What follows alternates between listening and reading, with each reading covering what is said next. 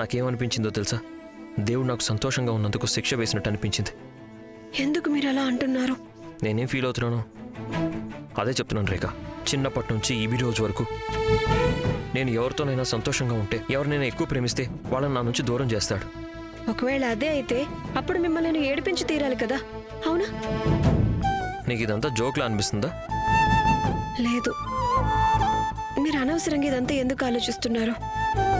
నాకేమీ కాదు రాఘవ్, నేను మిమ్మల్ని ఎక్కడికి వదిలి వెళ్ళను. అయినా మనకి ఎలాగో 7 జన్మల కాంట్రాక్ట్ ఉంది కదా, గుర్తుంది కదా. సో అందుకే ఎప్పుడు సంతోషంగా ఉండండి అండ్ స్మైల్ చేస్తూనే ఉండండి రాఘవ్, ఎందుకంటే స్మైల్ మీ ముఖం మీద చాలా బాగుంటుంది.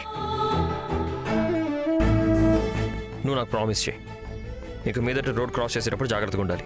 కానీ నేనేమీ కావాలని ఏం చేయలేదు కదా. ప్రామిస్ చేయి. పింకీ ప్రామిస్.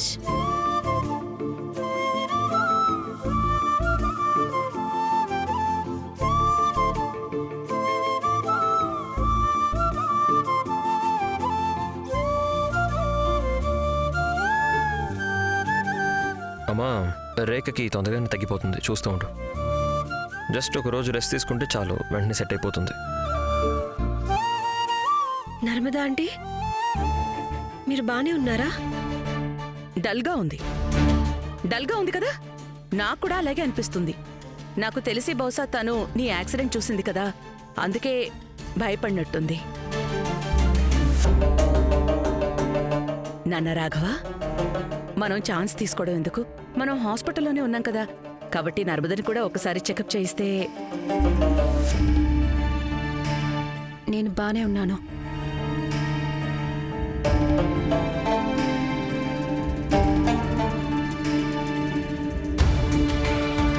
నాకు తెలిసి అందరూ చాలా ఎక్కువగానే టెన్షన్ పడ్డట్టున్నారు. రాఘవ్, ఇంటికి వెళ్దామా? ఎలాగో డాక్టర్ గారు చెప్పారు కదా నన్ను డిశ్చార్జ్ చేసేయచ్చు అని. వెళ్దామా?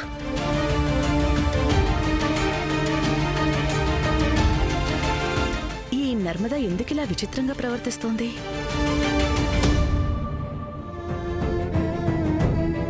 అమ్మా ఉన్నతి, ఏంటమ్మా? నేను నీకు థ్యాంక్స్ చెప్పడానికి వచ్చాను. థ్యాంక్ యూ దేనికి? అమ్మా, ఈరోజు రాఘవ్ బర్త్డేకి నువ్వొచ్చి రేఖ మాట నిలబెట్టావు. అమ్మా ఉన్నతి, నీ విషయంలో జరిగిన ఆ ప్రమాదం తర్వాత అప్పటి నుంచి తన వాళ్ల మధ్యలోనే పరాధంలా అయిపోయింది రేఖ. నాకు పూర్తి నమ్మకం ఉందమ్మా, ఈరోజు నీ కారణంగా అందరి మనసులో రేఖకి కొంచెమైనా స్థానం ఇచ్చే ఉంటారు. అందుకే థ్యాంక్ యూ. అమ్మా, ఉన్నతి ఏ ఉద్దేశంలో అక్కడికి వెళ్ళిందో నాకు తెలీదు. కానీ నేను ఈరోజు పార్టీకి వచ్చింది కేవలం ఒకందుకు, ఉన్నతి తన అన్నయ్యకి విష్ చేయగలుగుతుందని. అండ్ దీనివల్ల మీ అమ్మాయికి ఏమైనా లాభం కలిగి ఉంటే అది తన అదృష్టం అంతే. నాకిప్పటికీ తనతో ఎలాంటి సంబంధం లేదు. ధ్రువ్, ఇంత చిన్న వయసులో నువ్వు ఇంత ద్వేషాన్ని ఎలా నింపుకుంటున్నావు? చూడు, ఇవి బంధాలు, వీటి విలువ అర్థం చేసుకో. ఇవి ఒక్కసారి గాని చేయి జారిపోయాయనుకో, చేతులు నలుపుకోవడం తప్ప ఇంకేం మిగలదు నీకు. పిన్ని, ఎప్పుడు నేనే బంధాల విలువలు ఎందుకు అర్థం చేసుకోవాలి? మిగిలిన వాళ్ళకు కూడా బంధాల విలువ ఏంటో తెలిసి ఉండాలి కదా. రేఖ కంటే బాగా బంధాల విలువ ఇంకెవరికి తెలుసు ధ్రువ్? అందుకే చెప్తున్నాను, నీ మనసులో ఈ ద్వేషం ఉంది చూడు, దాంతోపాటు కొంచెం క్షమాపణకి కూడా చోటు. నాకెవరిని క్షమించాలని లేదు. మీ అందరిలాగా నాకు అంత పెద్ద మనసు లేదు. చాలా, ఇంకైపోయిందా డిస్కషన్?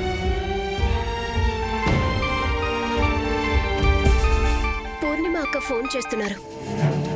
హలో ఉన్నతి, రేఖకి యాక్సిడెంట్ అయింది. ఏంటి? రేఖ వదినకి యాక్సిడెంట్ అయ్యిందా?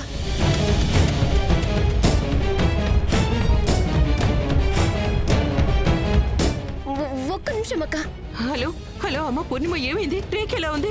ఏమైంది తనకి? తను బానే ఉంది కదా? భయపడాల్సిన అవసరం ఏమీ లేదండి, చిన్న ఎయిర్లైన్ ఫ్రాక్చర్ అయిందంతే. ముందు మేం కూడా చాలా భయపడ్డాము, కానీ దేవుడి దయ వల్ల రేఖ ఇప్పుడు బానే ఉంది, ఇంటికి వస్తోంది. థ్యాంక్ యూ అక్క, మాకు ఇన్ఫార్మ్ చేసినందుకు. రేఖ రేఖ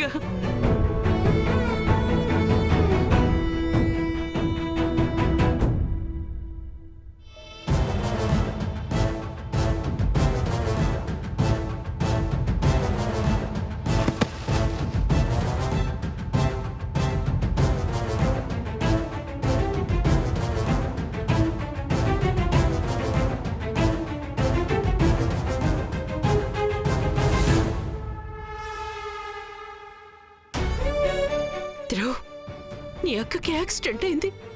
తనకి నువ్వు ఫోన్ చేయవా? లేదు, ఫోన్ చేయను.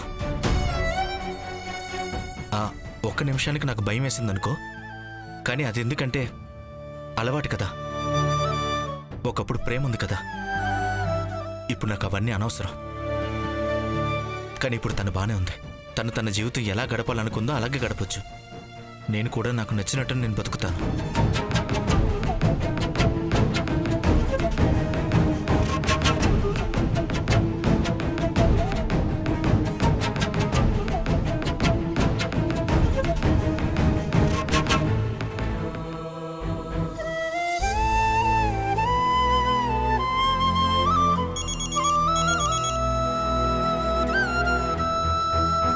ఒక్క నిమిషం లైన్లోనే ఉండు.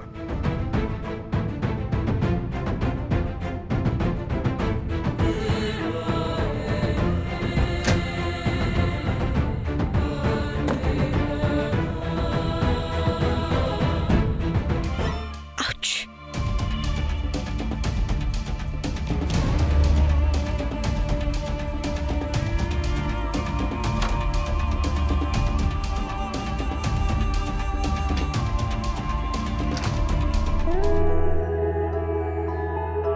ఏం చేస్తున్నావు నువ్వు? మీరు నా మీద నిఘా పెట్టుంచారా? అండ్ నువ్వు నేను ఎప్పుడు బయటికి వెళ్తానా అని ఎదురు చూస్తున్నావు. నీకు ఇష్టం వచ్చినట్టు నువ్వు చేయడానికి కదా. నేను చెప్పాను కదా, ఇలాంటి పార్టీ బట్టల్లో పడుకోలేను, నేను చేంజ్ చేసుకోవాలి. నేను నీకు చెప్పాను కదా, నీ చేతికి స్లింగ్ ఉంది. ఒకవేళ చెయ్యి ఎక్కువగా మూవ్ చేస్తే చెయ్యి ఎలా తగ్గుతుంది? మరి నేనేం చేయాలి? సింపులే, బట్టలు చేంజ్ చేయడంలో నేను నీకు హెల్ప్ చేస్తాను. ఏంటి? అస్సలు వద్దు. అసలు మీ హెల్ప్ ఏమీ నాకొద్దు బట్టలు చేంజ్ చేసుకోవటంలో. రేఖ, నేను నీకు ఎలా నచ్చ చెప్పాలి? హస్బెండ్ వైఫ్కి ఒకరి పట్ల ఒకరికి డ్యూటీస్ ఉంటాయి. నాకు తెలిసి నేను నీకు ఏదైనా స్పెషల్ బుక్ తెచ్చి ఇవ్వలేము. దాంతో నీకు ఇవన్నీ బాగా అర్థమవుతాయి అనుకుంటా. హస్బెండ్ వైఫ్ ఊరికే ఏదో కలిసి బ్రెడ్ పకోడీ ఒకటి తినరు. ఇప్పుడు నాకు తెలుసు మీరు నా దెబ్బని అడ్వాంటేజ్ గా తీసుకుంటారని, అండ్ నాకు హస్బెండ్ అండ్ వైఫ్ డ్యూటీస్ మీద జ్ఞానబోధ చేస్తారని. కానీ నేను మీకు ఒక విషయం క్లియర్ గా చెప్తున్నాను. నా రెండో చేయి ఇంకా ఇప్పటికి చాలా బాగుంది. బానే ఉందా? బానే ఉంది. ఒక్క నిమిషం. రాఘవ్, మీకు జోక్లా అనిపిస్తుందా? నీకు ఎక్కడ యాక్సిడెంట్ అయిందో అక్కడికి మళ్ళీ వెళ్ళిపోవడం మంచిదేమో. ఎందుకు? ఎందుకంటే నీ మైండ్లో కొన్ని స్క్రూస్ అక్కడ పడిపోయినట్టున్నాయి. వెళ్ళి అవి కలెక్ట్ చేసుకొని మళ్ళీ టైట్గా ఫిట్ చేసుకోవచ్చు. చూడు, ఒకవేళ నీకు ఇంత ప్రాబ్లంగా ఉంటే బట్టలు చేంజ్ చేయడానికి నేను నీకు హెల్ప్ చేస్తాను కదా. అప్పుడు నేను నా కళ్ళు మూసుకుంటాను. ఓకేనా? ఫైన్.